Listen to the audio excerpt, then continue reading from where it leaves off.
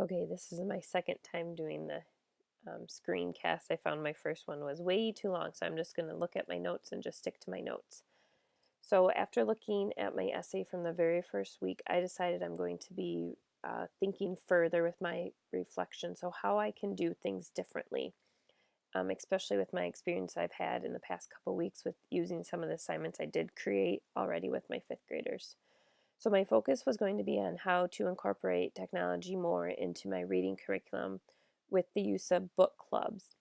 So one thing I thought about was, after trying it with students, a collaborative document like this one that groups of 4 to 5 students would be using in their book clubs, is just to make sure they understand that when they are using a collaborative document, they are focusing on what they are supposed to do and not working on other people's slides or assignments. This was one thing I had them collaborate on, where they had to just add a picture of the different, if they were a producer, consumer, or decomposer, what the picture would look like. So what I found with this was they would be typing in the other people's boxes. They might have changed the picture. They might have added words underneath the picture that wasn't theirs.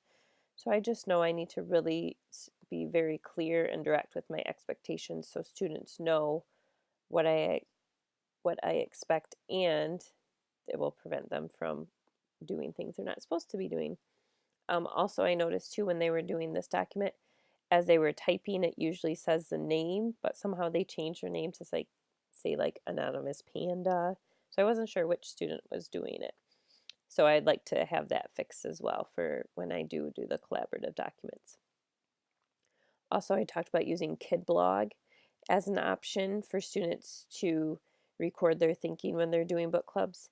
KidBlog was one of the sites I evaluated and gave a rating for as one of our assignments.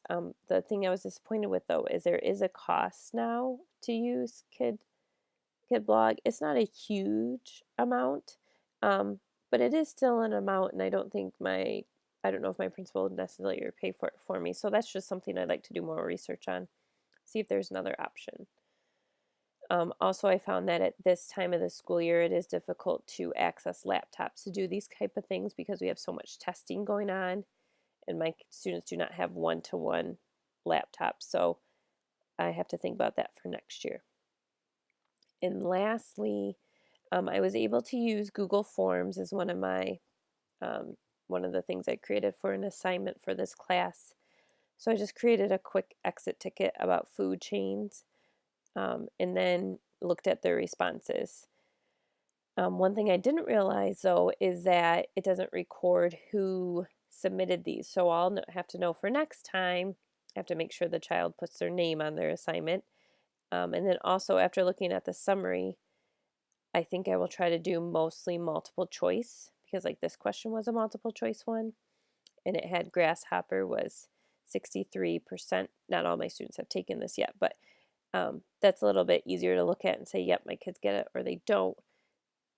Fill in the blank assignments are a little bit more difficult because you can see a lot of the words are similar. And this one person I know I'll have to talk to go over the definitions and what does it mean to be a producer in a food chain. So I like the Google Forms, but I just know I'll have to make some changes before I actually use it as part of a grade, because I don't know who submitted what when I'm looking at these. And maybe if I research a little bit more, there will be a way to find out who submitted which Google form. So those are my thoughts. I enjoyed the class, so thank you for having us try all these different things. I don't think I would have done it on my own.